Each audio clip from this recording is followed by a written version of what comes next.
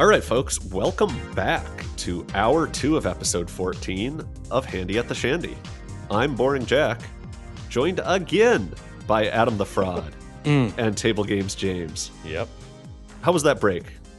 I did not get McDonald's. Yeah, I didn't get that yet. Probably after this. I'm still a bit famished. We went 0 for 3 on McDonald's during the break. That's kind I'll of... have to Uber Eats it during the show. The first time that I saw like McDonald's was delivering, I was like, are we joking? And now like I'll Uber Eats anything. I'm clearly a fan of giving feedback for customer service issues. You know, Spotify has their like year-end Wrapped, which is really fun to see. Like, oh, what artists did I listen to? What songs did I listen to? It's fun to see what like my kids had to say. We know what in. the Spotify Wrapped is. Yeah, everyone does that. I'm adding context and drawing it out a bit for comparison. Anyway, Uber does that as well, and it has your Uber Eats stats on there, which is not something anybody wants to see. No. By the way, we do not want to see like how much effing orange chicken I ordered this year. Like what restaurant? Like I don't need to know that stuff. Thank you for editing the effing in that. So we can they need to fucking quit it with the Uber Eats and Uber Wrapped because it's incredibly depressing. I believe SNL did a short on that this season. Pretty funny. Maybe it can be linked in the show notes. Now I'm picturing like that Eli Manning one where they're like, and now we're going to pull up your like text conversations from the night of the murder. And he's like, actually, I'd rather just confess to the murder. That's like Adam with the Uber Eats receipt. Yeah. All right. This episode is primarily going to be listener feedback. Woo woo. And so we're going to start with an email we got from Nate. And Nate sent this email to handyattheshandy@gmail.com, which is where you can send all your fine feedback for the show. And what Nate said in reference to last episode was James was talking about his gambling budget, and I think he mentioned around $3,000 for Zorkfest and closer to $6,000 for bigger trips. That's pretty much the same range I'm in, but I don't seem to get anywhere near the same level of room offers or comps. I'm genuinely curious what I might be doing wrong.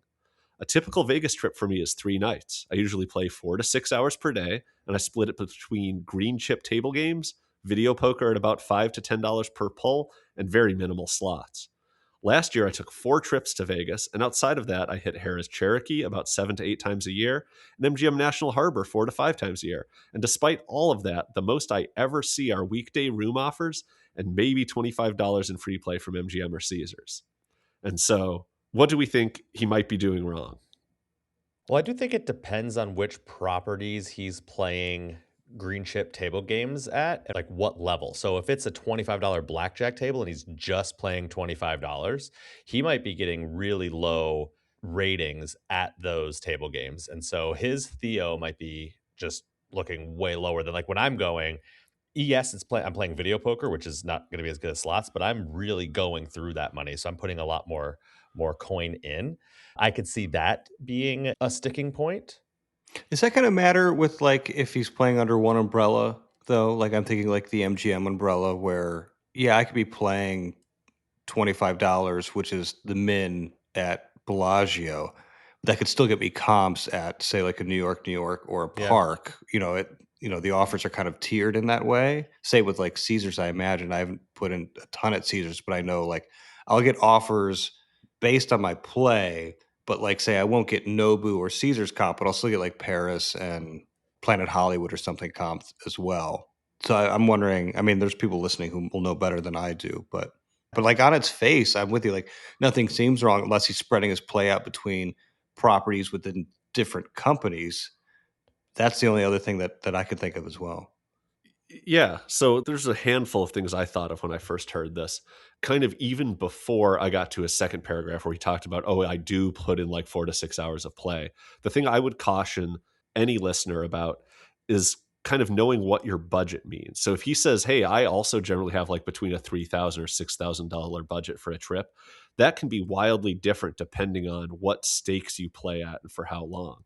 Because a lot of times, some people might go into a trip with, let's say, a $2,000 budget because that's the most they're willing to lose. And some are going in with a $2,000 budget because they will gamble until they lose that $2,000. And so they will go home a $2,000 loser. And they do that by playing games with higher house edges at smaller bets for longer. If you sit and play, I don't know, let's just say slots at $2 a pull or something, and you do that until you lose a full $2,000, like you will show up very highly in the system compared to like a table games player who plays $25 or $50 baccarat until they're down 2,000 or until they get tired of it, right? And so in general, your budget being how much you're willing to lose can still be wildly different between how much play you give a casino compared to someone else that might have a similar budget. With what he says in the second paragraph, I kind of feel like it really does just depend on how much coin in you're doing on these machines. And I think for MGM, I can't really speak for Caesars because I don't play there, but I think at MGM, they make it very easy to see how much coin in you're doing in a day. And I feel like on a given day at like the Chandelier Bar, I'm trying to put in, I mean, not trying. I mean, I'm trying to put in the sense that the amount that I want to play there at the bar that day, I know will lead to about $20,000 or $25,000 in coin in over the course of that day. And so you can kind of do the math on that as to what sorts of Theo that might give you. But I would say look at your win-loss statement for MGM, sort by month or by casino to see how much you're actually putting in on one of these days. And then I'd say lastly, on that table game side, I wouldn't even trust table games to give me any sort of comps these days unless you're betting closer to black chip level. I think once you're putting in about $100 in action per hand or per roll or stuff like that, that's going to be enough that the pit boss is going to be more interested in accurately tracking your play. And it's going to be enough that it moves the needle from a Theo perspective. But I think when you bet less than that, as I do at the tables, right? I generally have like $75 in rated action. If you're doing less than that, their incentive to rate you properly is going to be lower. And I don't think their algorithm really rewards you that much because there's just so many moving parts on these table games. They'd rather just plan for the worst case scenario and assume that it's like a really slow moving table and all that kind of stuff. Yeah, unless you're playing for a really long time. Like if you're at a table playing $25 in blackjack and you're clocked in and then clocked out like 2 or 3 hours later. But what I've noticed a lot of times, if I'll go up to, even if I'm playing craps and I'm like, well, I was playing pretty hard, but it was kind of a crappy table, no pun intended. And I was only there for 30 minutes. I look at, how many points I got, especially at MGM. It's so great that you can just check on the app. I'm like, it can be like double digits of points. You can get it's like 86 tier points. credits. And I'm like, what am I doing? So I think there's a lot of little things there. I don't know a lot about like how on the back end, if they're seeing you play when he says minimal slots, like if you all of a sudden go down to just playing 75 cents a spin and you're just like kind of just playing a little bit, like are they saying, oh, is that different, or are they only looking at total tier credits? Like I'm not sure. But I do think they're looking at total coin in. And so the last thing I'll say on this, I kind of said they maybe assume the worst. I think in general, at some of these video poker games, I don't know if they're smart enough to know on these machines like what pay table you were playing and at what game. So if I'm at the Chandelier Bar losing about 3% to the house on my Ultimate X game, I might be only getting rated at about like a 2% house edge because that's what some of the games on there are, right? There's games on that machine that are video poker and only have a 2% household. And so maybe that's kind of where they calibrate it. And I think the last thing I'll say is like, the machines can kind of be pessimistic or the table ratings can be pessimistic like that. But also you have to look at what you're taking out of the casino. Let's say I did have a session where I went in and I played $20,000 of coin in a day. And you say, okay, if they rate that at a 2% house edge, then my theoretical loss on that day is $400. If I redeemed $100 in free play as part of that session, well, that's a quarter of my Theo being given back to me in comps, 25%. And we generally say as a rule of thumb that like if you're a hosted player, you can get about 30% of your Theo back in comps. And so as a result, like if you redeem $100 in free play or $75 in free play and $50 in F&B, if you're redeeming some sort of little offer and you're putting in $20,000 of coin in on video poker, they might treat that as a wash, right? Like they're just saying, hey, we comped you out about as much as we should comp out a player that's losing about $400 in a day like that. And so I'd be very also looking at what sorts of things that you are getting in comps or taking in free play on these trips or stuff like that. Yeah, I mean, that's all very thorough and stuff, but like the glaring thing in my mind is if we're playing 4 to 6 hours a day, $25 tables, you should be getting weekend offers at Caesars at several of their properties based on my experience with them, and I know Oh, others yeah. as well. So yeah, maybe look at your split too of like your MGM Caesar split. How often are you playing at one versus the other? And is it time to choose? I mean, I hate playing the comp game because it just, for me, it sucks a little bit of the fun out of it. But, are you going to take all your play and focus on one program, which you might not want to do?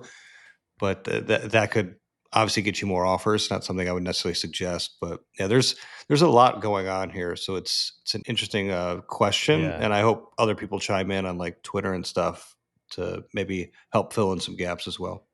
Yeah, because there's also the possibility we don't know if he's going to Vegas and just playing each day at one property, or if he's doing an hour or two at MGM, an hour or two at Caesars, and kind of splitting up that daily. Who knows?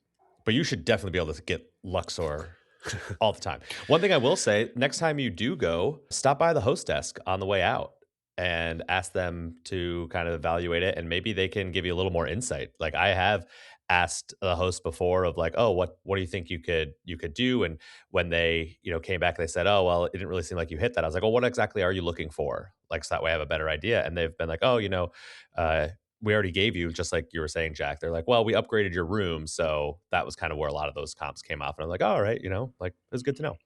Yeah, I had the same sort of interaction with a Cosmo host at the end of my World Series of Poker trip this past summer, where I lost probably about $4,000 at Cosmo video poker, basically, over the course of that trip. And so I went into the host office and asked if there was any like charges they could take off my room, because I know I had some F&B stuff.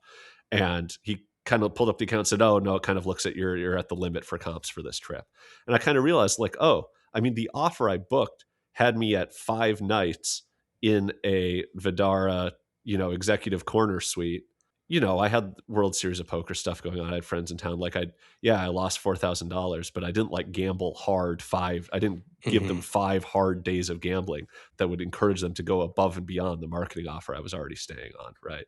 And it's hard to remember that when you're sitting there down like $4,000 being Right. like, why am I not getting Mm-hmm. any of my F&B taken care of? It's like, well, you kind of do have to see what was your coin in. And so I'd say that's just where I'd start, is look at one program for like one trip and how much machine play are you giving them, and kind of start from there. Yeah.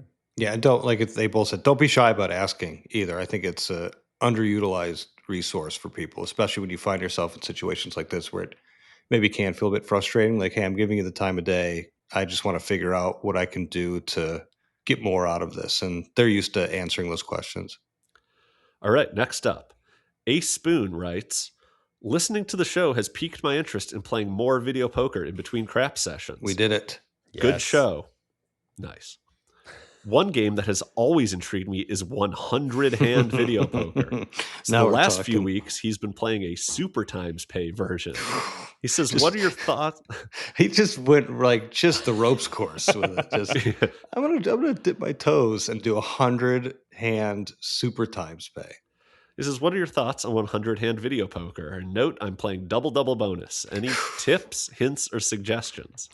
Well, I know it's really popular for people who are trying to get like diamond in a day with Caesars, because you're just gonna burn through get all those tier credits a lot quicker if you're playing 100 hands, basically a pull.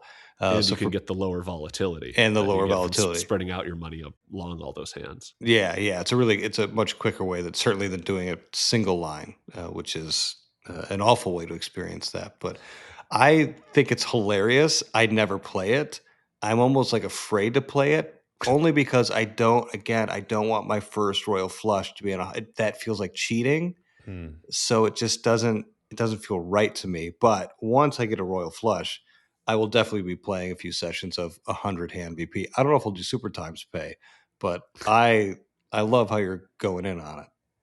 I love 100-hand VP. A lot of times I'll play it when there is something extra, like super times pay version, double super times pay version. There's one that I've played. And then also when it has, I don't think it's wheel. I don't think it's, like is it called wheel poker? Wheel Yeah. poker, where you get Anytime you get a 4 of a kind, you get to spin a wheel. Yeah, that one's really fun. But I have yet to get dealt a 4 of a kind on 100-hand with the wheel, because that's going to be when I think you can hit something really, really big. I feel like it's a game that I never really win on because, like you said, you're spreading that negative EV so much that you're going to come rather close to it. So it's really hard, I feel like, to walk away a winner unless you hit a few big things early on. But it's fun to press the button and then it's like all the way up. And like if you get dealt 3 aces, especially with double bonus, right? If you get dealt the 3 aces, letting it go through every 100 of like ding ding ding ding ding ding ding, like that's I think that's a fun time to do it too. I think we need a new version where those massive slot machine terminals now they're like 8 feet high. We need like 1,000-hand I would VP, and love just it. the I sky's the saw limit. something Literally, kind of like what you're saying, and this will come up a bit in a question in the next question, in fact. But I saw a version of video poker that IGT was debuting at last year's 2024's G2E, where they were trying to do one of those taller curved screen slot machine cabinets that you're talking about, but as a way of just adding more hand stacking. Yes, like you're absolutely. talking about. They weren't trying to use it to go up to 1,000 play or anything, but they were trying to make it so that you could just keep stacking hands Absolutely, at the yes. same zoom level, Yes. stacking them all the way up. It's like So- a Mean Girls quote: "The limit does not exist. Give me as many hands as you can throw at me." They had that at Zorkfest. John B was, I believe, playing the is it super times double stack or whatever? I don't know the exact name, I but have no idea. you don't know this game? There's so many Well, names. it Super might be double one that's coming up soon. But stack, double time. Yeah. Yeah. So I want the one, the slot machines where like they curve over you and around to the other machine. I like want that Dune one. Like they had for you a could while. play 300 hand. I'm playing 700, but they're connecting over the top of like. You're actually playing my hands exactly from my machine behind you. Gravity Yeah. poker. Yeah. that would be wonderful. We should go to G2E and check out the stuff. That'd be so fun. I feel like they have gotten, and this is just based off what I heard on MTM Vegas, but they've gotten very hostile towards the media. They basically only want to talk to you if you run a casino, and they don't really want gamblers or media being there. So I'll have to get us some credentials from a casino. How terrible would it be to get feedback from actual gamblers? It's just the nerve of those people. I think Tim Lawson went to G2E one year and kind of had the same sort of ruined it feedback. for us. Yeah. Tim. But he didn't have the super times pay, the 1,000 hand where it goes behind your head. Yeah, he They doesn't haven't have heard the of- ideas that Handy at the Shandy has. Those old Oakley glasses that sprinters would wear. Remember those that wrapped around? Anyway, someone out there knows. The only thing I'll say about Ace Spoon's question, because I've played 100-hand video poker like once in my life, it was fine. It wasn't particularly exciting. I was playing pennies, so it was $5 a spin. Way to sell it.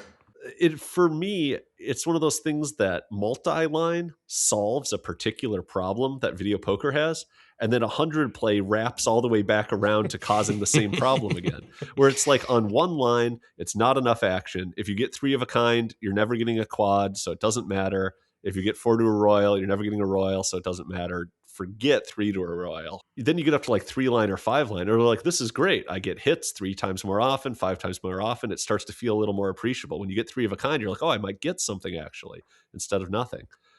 But then on 100 play, you really just have to get it dealt. Otherwise, it doesn't matter. Like you get 4 aces with a kicker on one of your 100 lines, and you're like, I'm betting 500 credits a push, and 4 aces with a kicker pays 2,000 credits. You're like, I won 4 bets. Mm-hmm. Should they reorder them? So like you hit deal and then they reorder them in a way where you get like your best hands. Ooh. It's okay. See, Okay, we are going to G2E. Yeah. Excuse but we're me, going to be right. the exhibition. Right. Ists. Yeah. Enough said. Not the. Yeah. Okay.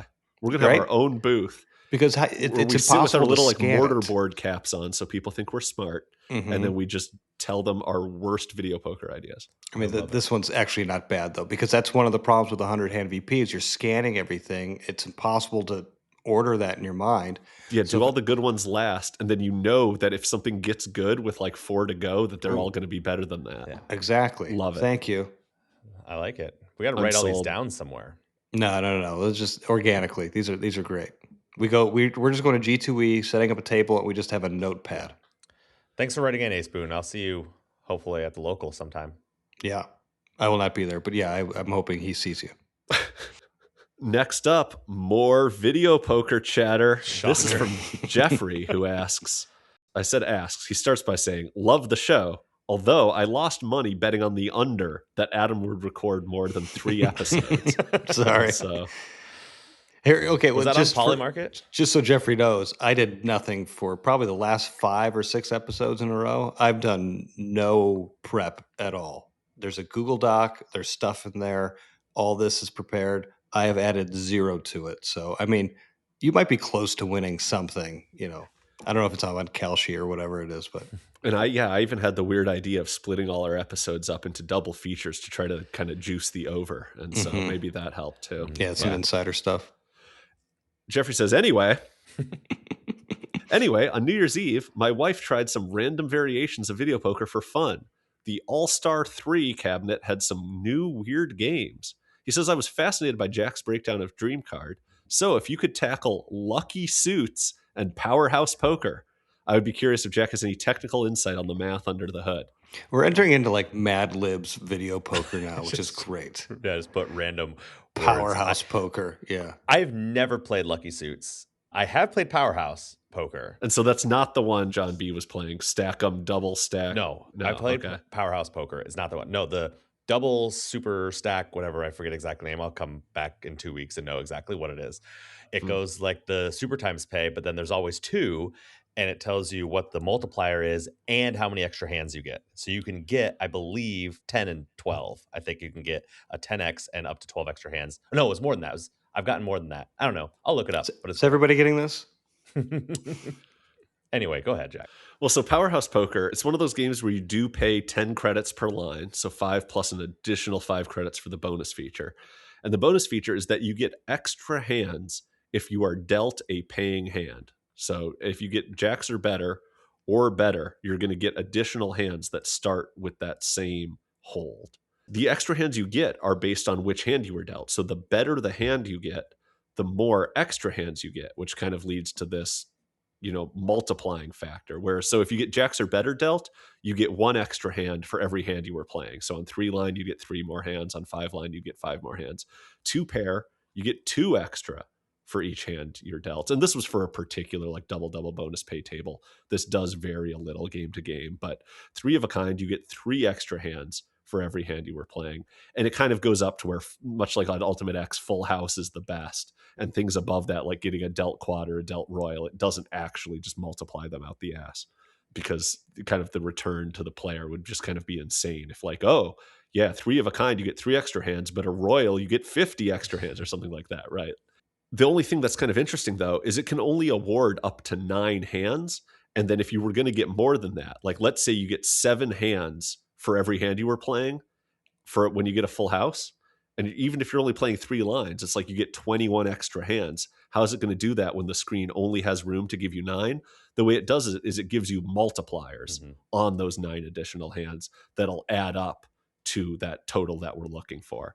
And so Powerhouse Poker, one thing about it is there's no strategy differences between that and the base game, because you just get the hand you're dealt and you have to make the right hold. You can't do anything to influence whether you get the Powerhouse feature, because that's just based on the randomness of what you're dealt.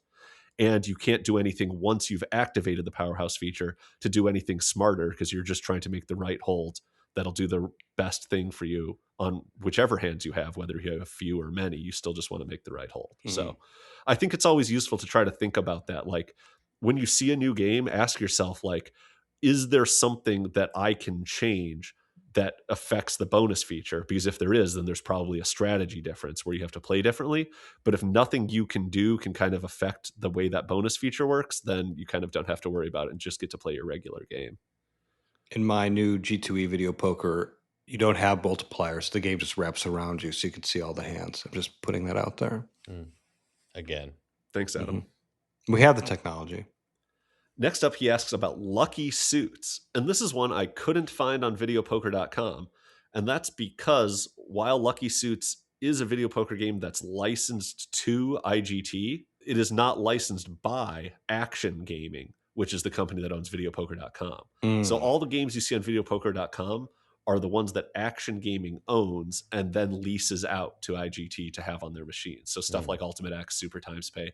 Most of the games you've heard of, Powerhouse Poker, are ones that are owned by Action Gaming and then licensed out. But Lucky Suits is a product of a completely different company, but yet can still appear on the same IGDT cabinets. What is that? What's the other company? I had looked it up. It was like, I don't even want to guess. I just wasn't sure if there was other variants that company has. That'd be an interesting breakdown. I maybe should have wrote it down. For next week. It's not on videopoker.com, so it doesn't matter as much to me. It doesn't exist. I did do the research. I looked at this game on Wizard of Odds, and I'd say it's most similar to a game like Super Times Pay, or even perhaps most similar to Hot Roll Poker. And the game is similar to those in the sense that you are betting again a full 10 credits per line. So you're doubling your wager on each line in order to get this feature. And the feature awards a random multiplier. But the way it awards it is based off the first card you're dealt. And so what they do is they show you what the lucky suit is. And if the first card you're dealt matches the lucky suit, then you get a multiplier. And the multiplier is higher if the card is higher. So if the first card, if the lucky suit is a spades and you get dealt the ace of spades as your first card, you get like a 12x multiplier. Okay. And it kind of goes down from there, like maybe 10 for a king, 8 for a queen, etc. I mean, obviously I'm going to get this lucky suit multiplier 1 in every 4 times because it's only going to match, there's 4 suits. The first card is only going to match my lucky suit 1 in every 4 hands. But yet I'm paying double to play this game. And so you have to ask yourself, like, what does the average multiplier have to be when I get it to make it worth paying double? And I think a good way to think about it is, what if you played 4 hands? If you played 4 hands, you need the total multiplier across those 4 hands to be 8x because you're paying double over 4 hands. And so you can imagine that if you only got that lucky suit on your 4th hand, that you go 1x, 1x, 1x, and then boom, what do you have to get up to 8x? About a 5 times. And that's exactly how this game works, is that the average multiplier you get when you get that lucky suit is going to overall end up being about a 5 times multiplier to make the math work out and make it actually worth paying this extra bonus feature. And that's it. Again, it doesn't have any strategy differences. You can't influence what the first card's going to be. And once you're dealt your hand with the multiplier, you still just have to make the right hold. I mean, I guess you're right if you're just looking at it math-wise. But also, like, if there's a big multiplier, right, let's say you have a 12x and you have ace, 10 of diamonds, and then 3 other garbage cards. Would you, Jack, even though you know holding the ace is the better play for like the long run and expected value, would you have any, well, it's a 12x, I'm going to keep the ace 10 just in case I get that 12x on my royal? I definitely wouldn't. I mean, it's nice that in general 4 aces will pay you something. And by getting rid of the 10, you're greatly increasing your chances of getting like a 4 of a kind or something like that. But the way that I treat video poker and talk myself off the ledge for little things like that is like, look, video poker is a long game. You have to sit there and play it for a long time to have any chance of hitting any of these big hits. And so by just playing the right strategy, you're just giving yourself more ammo for more longevity to get that big royal later. I would just play the right play and not be like, oh, this is my one chance at a 12x royal. Let me go for it. You're not even going to see one more diamond. I'm going to hold the ace 10 of diamonds on that situation. And I'm going to be right in the middle and hold neither of them. Yeah, throw it all away. Yeah, because I wanted a different suit. And you wanted the game to wrap around because we have that technology. Exactly. Good transition. But I do love people sending in these different variants because I inevitably learn something, and now I have some ridiculous game to go out and seek when we're in the casino. So yeah, I guess my final takeaway on these is neither of these are something I'm super interested in playing. Oh, okay. I think the Powerhouse poker, you kind of get the issue where it can be really cold for a while. And then when you do get hits, you're still not paid any extra on the hits. You just get them a little more often because you have more hands for your big draws. But you're still like paying double to win half. And there's no way to win more than that. And that always kind of like with Dream Card, it always bugs me a little that like the best case scenario is you get paid the same you would have at the game without the feature. But you're just trying to have a gimmick that gets you it more often. I mean, but isn't that very similar to Ultimate X? Like, it can go cold, and then you can, every single hand that you're playing with no multipliers, you're getting paid the same thing, but paying double. Right. But the multiplier is kind of what keeps you going. That's the thing that you're kind of striving for in Ultimate X. At least psychologically, you're like, okay, well, I'm never out of it because I can always just have like a 10x running and hit something insane on it. Yeah. And then, yeah, for Lucky Suits, I don't know. There's just other multiplier games I like a little better than the sound of this, but it's not too different from some other fun games, so I think it could be all right. Next question, and pretty fitting given all the video poker we've talked about now. This is from our friend Michael Traeger, and on Twitter he asked us, if you couldn't play video poker, what would you replace that time with? Mostly crying, I think. I would probably replace it with walking to the airport is what I would. Getting the hell out of town. No, I would go back to playing craps, I think. That would be my second tier if I couldn't play video poker. I'd go back to playing more craps, and I hope I do that more this year, but boy, video poker's fun.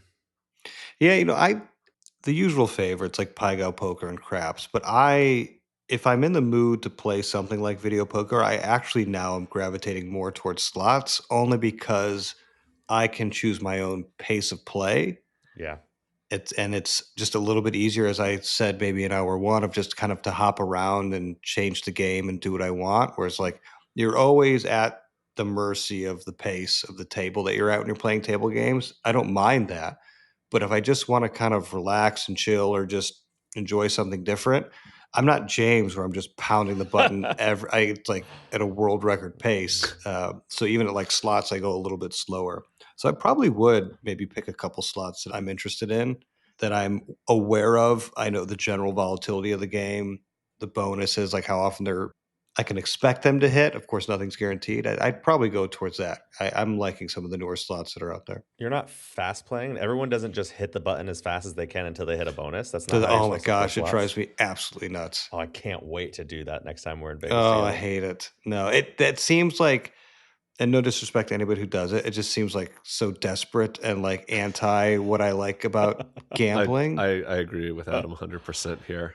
And I know people just want to play that way, and that's fine. But I don't know. It just like I have a visceral reaction to, like, even when I do it on accident, like you hit a button, you accidentally tap it twice and it happens. Like it hurts me. It actually I get a little gassy when that happens. One of the most favorite things Kim and I do is go to like a Dragon Link that's 50 cents and just keep hitting it until we hit a Oh bonus. God! Don't tell me that. How are you having so much fun if you press a button and the first two reels come down and you know you can't win?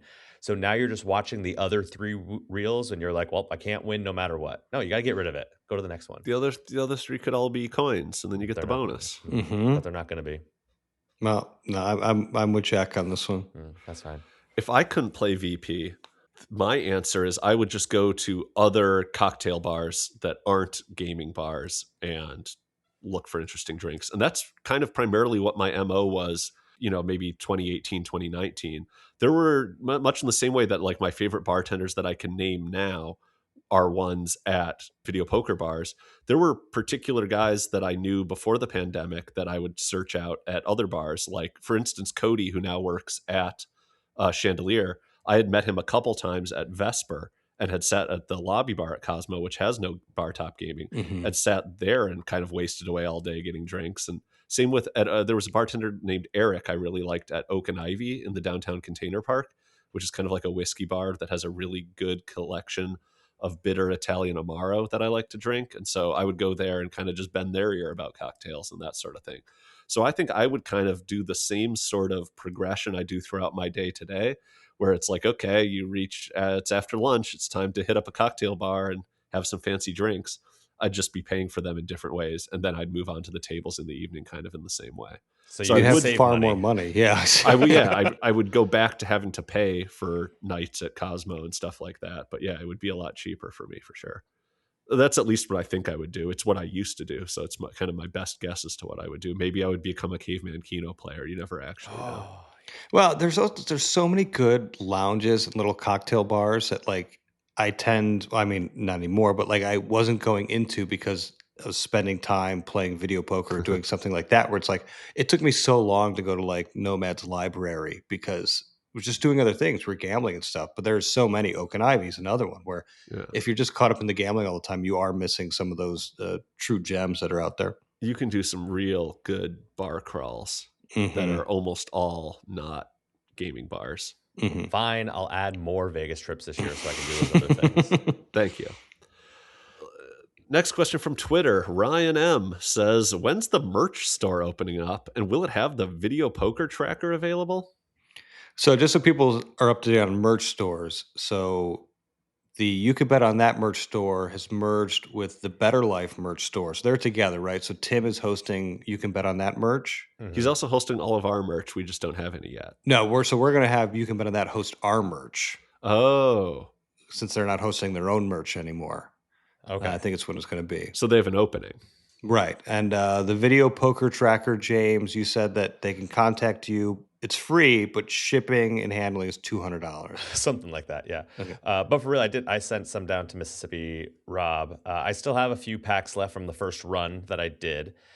There's been a little bit of feedback. Not a lot, but a little bit of feedback. I was asked to maybe have a little place where you can check off how many free drinks you got. So you're like kind of keeping track of your comp drinks while you're playing video poker too, which I thought was really interesting. You look down and you say, it's going to be an oh boy moment. Yeah, right. The next day when I see, this explains it. I think I'm going to do a little bit of editing of it here before the 40th birthday party in March, and maybe I'll debut a new version, 2.0. But no, see, they can contact you about that? Oh yeah, no, seriously, yeah, legit. Find me on Twitter, James_Tierney. I'll send you them. I don't know how many I have left, but I've got a handful left. So, listen, if someone wants to start a merch store and just give us a commission, we can talk about licensing and stuff like that offline. All right, last bit of feedback before we get out of here. One of my friends who listens to the show was visiting over the holidays. Shout out to Benny, friend of the pod. He said that we needed more like animosity, or like we need to have more confrontation or feuds with other podcasts, or to just, spin up something to kind of get people more engaged. And I was kind of thinking, well, we already have Adam. He's kind of like the perfect guy. What else do I need to do? And so I got a bit of a talking to on my last Vegas trip from Doug, the STD guy. I'm not sure if that's the Doug. name he prefers, but I did learn that his name was Doug. Everyone at the bar that day, they basically all had like the wrong name tags on, it felt like. But I do think that was his name. And one thing he did appreciate about our show, and so those bartenders at the Chandelier Bar did get shown our trip report where we kind of talked about our experiences with them, and Adam was properly miffed at some of the things that Doug had to say. But he really did appreciate that Adam is called the Fraud, because he thought that was very fitting. Oh, well. And I kind of I don't want to go into this too deeply, because I really want to hype up this, cage match that we'll be doing in March when Adam makes his triumphant return to the Cosmo. But I would say that the main basis of the disagreement here was that Adam took issue with the fact that Doug was joking around as if they were buds or pals. And Doug was like, hey, I thought we were pals. It was kind of his take on the situation. So Adam, I think maybe you need to have your displeasure be more outward, if anything. Or you need to just get a thicker skin, one or the other. The unfortunate thing for Doug is, there are two kind of universal truths here. One is that the customer's always right. But two is that I'm also usually wrong. So really, where do we go from here at that point? So, Doug, you and I can bury the hatchet or gird our loins or whatever we need to do. That's me trying to start beef with another Vegas media personality. Just in the spirit of things. We'll bury the hatchet. I'll have a Heineken Zero. I'll pay for you to have a Heineken regular. Maybe we'll pour them in glasses. Oh, I thought you were going to take one glass in the middle, and like they do at wedding ceremonies where they pour sand them both from in, one, and you pour them both into one. We could like Lady and the Trampet or something. I don't know. Well, yeah. So congrats, Adam, on your upcoming nuptials, and yes, we'll see where that goes. Yeah, Doug and I are both follically challenged, so we have enough to connect on that we'll figure this out, I think, and we'll get this sorted. But in terms of starting beefs, you say the word and I'm at it. So I've got a lot saved in drafts that I haven't put out because I actually believe it, though. No, it's 100% true. People need to know that I'm on a podcast now with two other people, and now they have to unfortunately answer for my malfeasances if I were to get in something online. So I've certainly toned it down because I don't want them to have to run interference like a barback would. So it is kind of cool that we have a podcast called Handy at the Shandy, and then you show up and people at that bar are like, hey, we listened to this episode of Handy And at Adam the Shandy. sucks. Like this is all tracking. He did ask something kind of just like, what is it about this bar that you like? Like, why the chandelier bar? Like, why does that get top billing kind of thing? It's not you, Doug. I was like, a lot of people that work at a particular bar in Vegas or at a particular property more specifically, they don't really have an idea of how different things can be at other properties. Like, I remember a slot tech that fixed like a paper jam I had at one property. And I made some joke about the fact that like, oh, at least it didn't jam while like printing out a drink ticket or something like that, because I'd been playing a lot at Cosmo where you got those drink tickets regularly. And he was like, what's a drink ticket? And I explained to him that there were bars in Vegas, and not only one, but there were multiple bars in Vegas that had like machines that printed out tickets as you earned drinks. He's like, that sounds insane. They don't just comp your drink. And so I think in general, a lot of people don't really know how good they have it or how bad some other places can be. And I just kind of told him like, this bar has the best ambiance and the best drinks and decent pay tables, and it's not at a Caesars property, and it just has everything going for it. So shout out to the Chandelier Bar, shout out to listener Doug, the STD guy, and shout out to whomever is sharing our pod with the staff there. Yeah, that's cool. We will get new listeners in any way we can. Exactly. And if I have to piss people off to do so, I will. I'm just trying not to right now. I think that's going to do it for hour 2. I had some quick fire topics in the can in case we came in under the mark, but as usual, we've blabbered on for about as long as 3 guys can about any one particular topic. We really appreciate all the feedback we've been getting that lets us fill these hours with your topics and not ours, because Lord knows our topics are poor or non-existent in some cases. And the positive reviews that have come in on iTunes, not only does it stroke our egos, which we enjoy, but it does actually help us like in the search results and stuff like that. So please keep sending those in if you have them. They're fun to read. Well, that's it for episode 14, the first episode of 2026. Handy at the Shandy has entered the new year, and maybe we'll even finish out the year still having a show. Let's hope so. For Adam the Fraud and Table James Games, I'm Boring Jack, and we'll talk to you in a couple weeks. See you soon. Bye-bye.